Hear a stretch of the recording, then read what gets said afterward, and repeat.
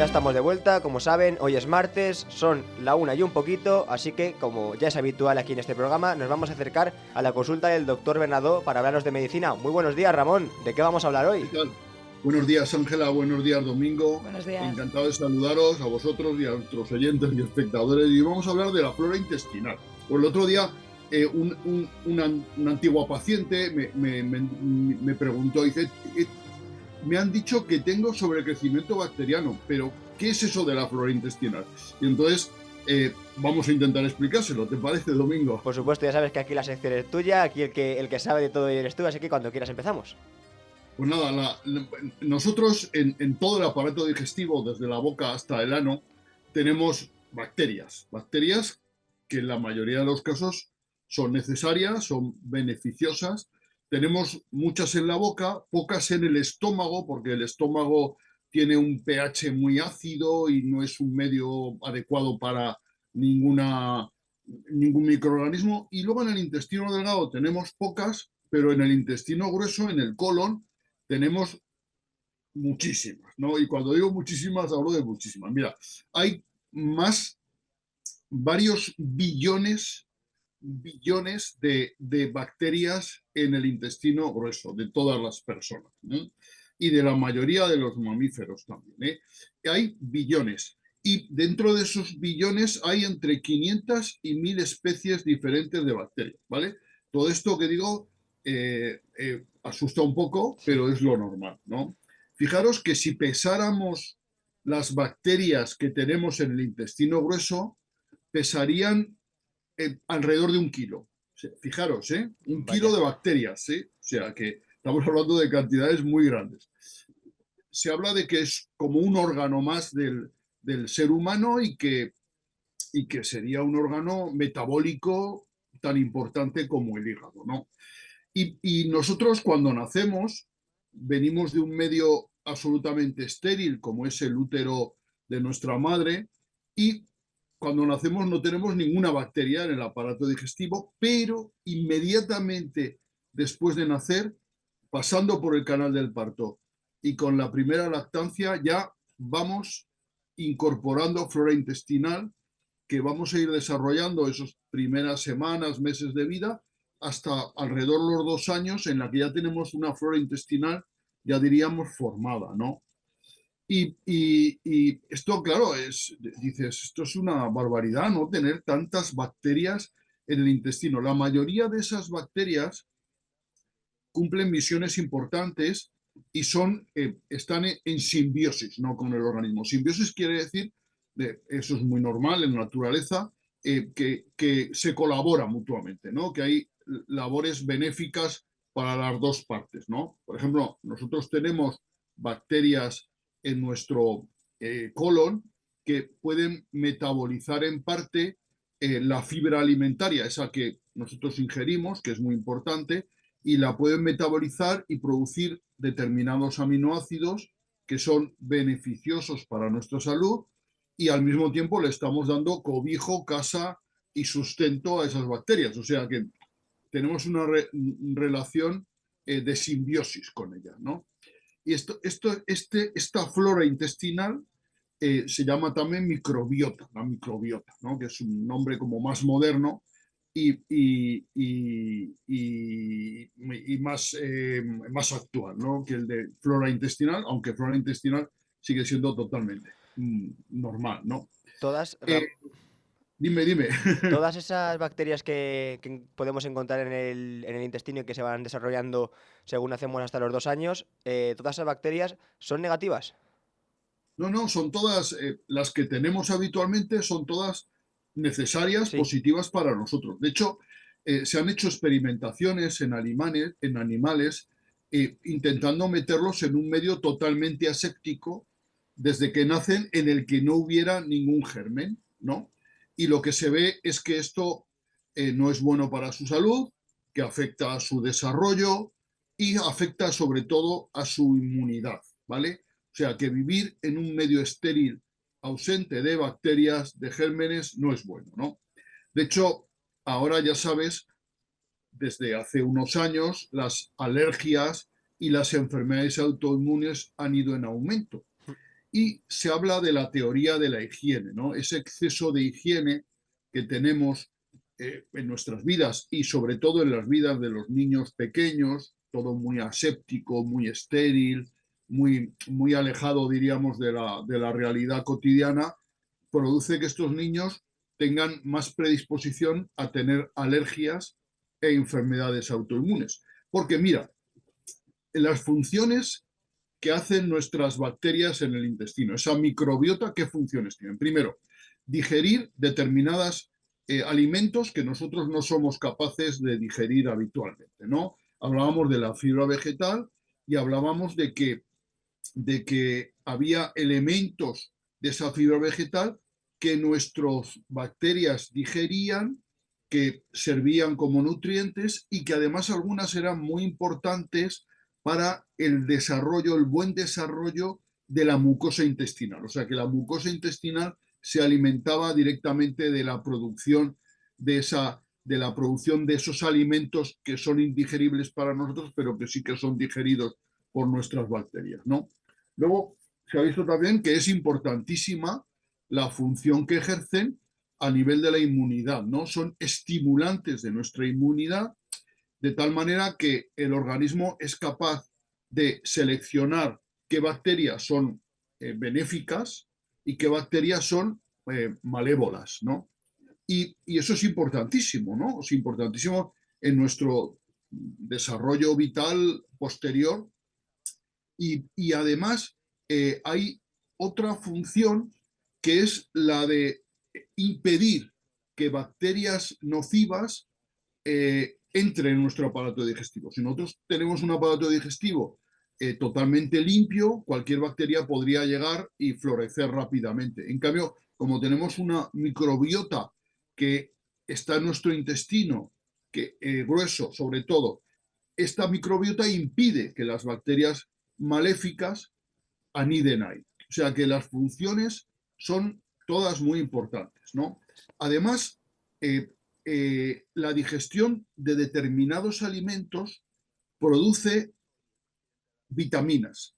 La vitamina K, fijaros, la vitamina K, para su producción es imprescindible la presencia de la flora intestinal. De hecho, a los niños recién nacidos, una de las primeras inyecciones que se les pone es de vitamina K. La vitamina K es importantísima para la coagulación de la sangre, ¿vale? La vitamina K. Y se produce gracias a las bacterias intestinales. Los niños al nacer, como no tienen flora intestinal, les ponemos una dosis de vitamina K para que su coagulación no se vea afectada por la ausencia de esta vitamina hasta que a los pocos días ya esta flora intestinal va a producir vitamina K. Y hay algunas vitaminas del grupo B que también es importante la producción o la maduración de estas vitaminas y su absorción gracias a la flora intestinal. La vitamina D, para su activación, necesita también la presencia de flora intestinal y la absorción de calcio se ve favorecida por la presencia de flora intestinal. O sea que la flora intestinal ejerce una labor nutricional muy importante, ¿vale? Muy importante. Y, Y que en los primeros meses, semanas, días incluso de vida tengamos una adecuada flora intestinal es fundamental para que el niño esté protegido de diarreas, del rotavirus, etc. Por eso la importancia de la lactancia natural, que la lactancia natural no solo aporta inmunidad con inmunoglobulinas a través de la leche materna, sino que aporta flora intestinal, ¿vale? De hecho, las personas que conviven en un mismo domicilio, que conviven juntas, comparten las bacterias, diríamos, y tienen una flora intestinal muy parecida, ¿no? Eso está bastante estudiado, hay bastantes trabajos y ya te digo que tenemos entre 500 y 1000 especies diferentes de bacterias en nuestro intestino grueso. y Ramón, ¿cuáles serían algunos síntomas de que tenemos dañada la flora intestinal? Muy buena pregunta. Mira, cuando la verdad es que los síntomas son muy inespecíficos, pero mira, para que nuestra flora intestinal esté sana, necesitamos darle sustento y para eso hay que tomar alimentos variados, muchos vegetales y fibra alimentaria. La fibra alimentaria, esa fibra que está sobre todo en los vegetales y que nosotros no podemos digerir, es importantísima. Eso es lo que llamamos prebiótico. Ahora que está de moda a la hora de probióticos, también están los prebióticos, que son, diríamos, los alimentos que le tenemos que dar a nuestras bacterias para que hagan su función, ¿no? Para que se alimenten y hagan su función. Y estos son los prebióticos, que es la fibra vegetal, que está pues, en las lentejas, en las nueces, en la lechuga, en las zanahorias, en las patatas, en los vegetales, ¿verdad? En el arroz, en el trigo. Vale. Entonces, cuando esta flora intestinal no funciona bien, lo normal es porque nuestra dieta no es adecuada y podemos tener el síntoma casi fundamental es el estreñimiento, aunque también puede haber diarrea, porque si nuestra flora intestinal no funciona bien, pueden venir bacterias ajenas a esa flora intestinal benéfica y producir diarrea, ¿no? Y luego hay a veces, se produce también la sensación esa de digestiones pesadas, de digestiones lentas. También se puede producir sensación de flatulencia, ¿no? Las ventosidades que nosotros producimos son producidas por el metabolismo de estas bacterias que fermentan los detritus y producen gases como el metano, que son gases característicos del etano también, de nuestro intestino grueso, ¿no? El exceso de producción de estos gases o el estreñimiento y la sensación de hinchazón, de meteorismo, son síntomas que aparecen también cuando se ve dañada la flora intestinal. Pero ya veis que son síntomas muy inespecíficos, son síntomas muy difíciles de identificar, ¿no? Hay pruebas que nos pueden ayudar a determinar si nuestra flora intestinal está en buen estado de salud, ¿no? O si tenemos un exceso, ¿no? Que es lo que os contaba yo de esta paciente que tenía sobrecrecimiento bacteriano. Sobrecrecimiento bacteriano es cuando hay un exceso de bacterias y estas pasan no en el intestino grueso, que no hay problema, sino al intestino delgado en demasiada cantidad y entonces la paciente o el paciente sufre, pues lo que hablamos, flatulencia, sensación de hinchazón, son personas que se sacian rápidamente después de comer y suele asociarse a estreñimiento, sobrecrecimiento bacteriano. Hay pruebas como el test del aliento, que es un test sencillo que se puede hacer en casa para determinar si existe este sobrecrecimiento bacteriano. ¿Cuánto tiempo podemos durar con la flora intestinal dañada? Hombre, pues podemos durar mucho tiempo, porque hay personas que la tienen perpetuamente dañada. Ah, Hay personas, ¿puede ser durante toda la vida? sí, puede ser durante toda la vida, lo que pasa es que esas personas suelen vivir menos, ¿vale? Porque tener una flora intestinal sana contribuye a la buena salud general del organismo, ¿no? Y lo que va mal para la flora intestinal va mal para nuestro organismo. O sea, comer poca fibra vegetal, mal para la flora intestinal, mal para nuestro organismo. El tabaco, el alcohol, que esto parece que en todos los programas Sí. sacamos el tema del tabaco y el alcohol, pero es que es así, en todos los programas viene siempre a colación sacarlo, ¿no? Y el tabaco y el alcohol, efectivamente, son elementos que pueden dañar nuestra flora intestinal, nuestra salud, y tener una flora intestinal sana es importante. Para eso hay que darle de comer a la flora intestinal, hay que darle prebióticos. Y luego están los probióticos, que está sobre todo en los yogures, ¿vale? Hay muchas modalidades de yogures. Los yogures necesitan siempre refrigeración porque los yogures llevan lactobacillus y los lactobacillus son bacterias y necesitan estar refrigeradas, ¿vale? Esos yogures que ahora ya no se ven, pero que durante una época recordaréis que se vendían, que no necesitaban refrigeración, pues esos no tenían lactobacillus y en consecuencia no tenían ese efecto benéfico de los yogures para la salud. Y también hay probióticos en los quesos fermentados, en los quesos azules y tal. En ese tipo de quesos también hay probióticos. Y una cosa curiosa, los encurtidos, las aceitunas, los pepinillos, también tienen probióticos. Y además, ¿estos alimentos también sirven una vez que está dañada para restaurarla o hay algún tipo de paso a seguir? Sí, está muy bien lo que preguntas porque efectivamente, imaginemos a alguien que ha tenido estas molestias, que tiene una flora intestinal inadecuada y tal, cómo puede restituirla? ¿Cómo puede alimentarla? Pues darle fibra vegetal y, por supuesto, tomar yogures. Hay diversas variedades de yogures, todos están bien, o sea, todos están bien.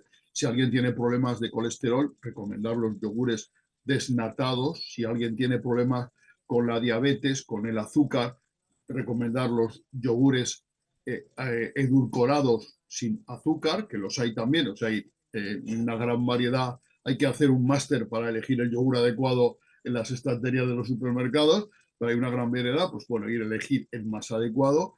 Los yogures, los quesos fermentados, los encurtidos, todo esto ayuda y sobre todo la fibra vegetal. Tomar fruta y verdura abundantes, también frutos secos, también legumbres, todo esto ayuda a que nuestra flora intestinal esté sana y nosotros estemos sanos también. Por lo tanto, volviendo al tema de los probióticos, ¿cuánto de bien le hacen a esa flora intestinal? Pues los probióticos hacen una estupenda labor porque están, diríamos, renovando nuestra flora intestinal, están ayudando a mantener una buena flora intestinal y a veces este equilibrio que hay entre todas estas especies de bacterias se puede ver alterado y los probióticos ayudan a que este equilibrio sea el adecuado, ¿no? Entonces, yo recomendaría a todo el mundo tomar al menos 1 o 2 yogures al día, ¿no? Los lácteos en la alimentación son importantes. Primero, los lácteos son prácticamente los únicos alimentos que aportan de manera eficaz calcio en la dieta, porque hay otros alimentos que tienen calcio, pero debido a otras circunstancias se absorben muy mal. En cambio, el calcio de la leche es el que mejor se absorbe, del calcio de la leche y de los derivados de la leche, ¿no? Entonces, hay que tomar todos los días alguna ración de leche y yo recomendaría tomar yogur. Además, el yogur para los que tienen mala tolerancia a la lactosa es el azúcar de la leche y hay muchas personas que tienen un déficit de la enzima que ayuda a su descomposición, pues estas personas a lo mejor no toleran la leche, pero sí el yogur, porque el yogur, esos lactobacillus han transformado la lactosa en, en una sustancia que es el ácido láctico que cambia la leche en yogur, ¿no? Y entonces las personas que tienen intolerancia a la lactosa pueden tomar yogur porque la cantidad de lactosa que tiene el yogur es muy pequeña. Igual me he metido en un berenjenal y no habéis entendido nada, me cabe la preocupación esa, pero bueno, que quede la idea un poco de que el yogur es un buen alimento porque tiene lactobacillus y porque casi no tiene lactosa, ¿vale? Las personas que no pueden tomar lactosa pueden tomar yogur. Acabamos de hablar sobre todo de lo relacionado con los alimentos que pueden afectar a esa flora intestinal, pero por ejemplo, no sé, otro tipo de comportamientos que podamos tener las personas, como por ejemplo un estrés añadido a nuestra vida, un tipo de comportamiento que pueda alterarlo, ¿eso puede ayudar también a perturbar, alterar la flora intestinal? Sí, bueno, si te fijas, las cosas en la vida todas van en un conjunto, ¿no?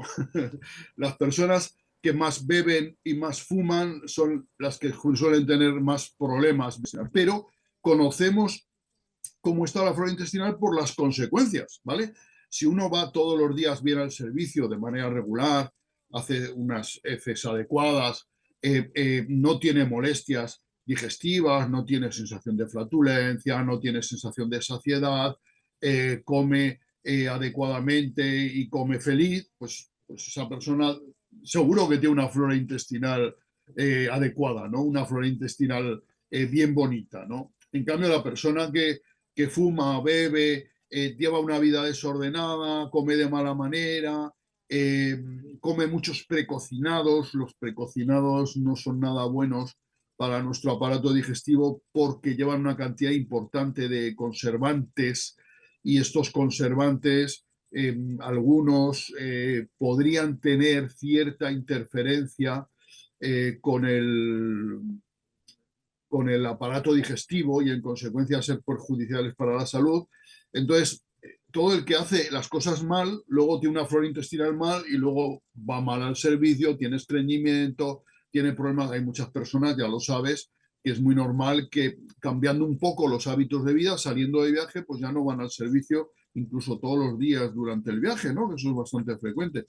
Eso, si tienes una buena flora intestinal, si mantienes una alimentación regular fuera de casa, no te va a pasar. Todas esas cosas son importantes.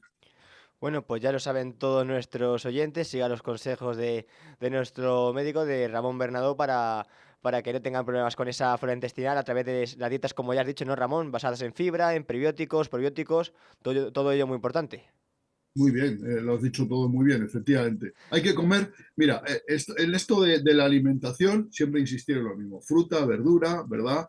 En legumbres, cereales, ¿vale? Nuestra alimentación se debe de basar en eso. Los alimentos de origen animal, preferentemente el pescado, sobre todo el azul, que es muy sano para la salud, y luego las carnes, evitar las carnes rojas, las carnes muy grasas, de cerdo, de cordero, y las carnes blancas, hablamos ahora del pollo, del pavo, siempre sin la piel, porque el pavo, el pollo acumulan las toxinas y la grasa en la piel, eso hay que quitarlo.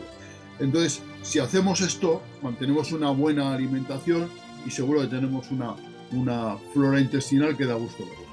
Muchísimas gracias, Ramón Bernadó, como siempre, por tu sección de medicina, por ayudarnos con todos esos consejos para que todo nos vaya de una manera mucho más saludable. Y ya, si te parece, te emplazo para mañana y hablamos de cine. Hablamos de cine. Gracias, Hasta Ramón. mañana, Ángela. Hasta mañana, domingo.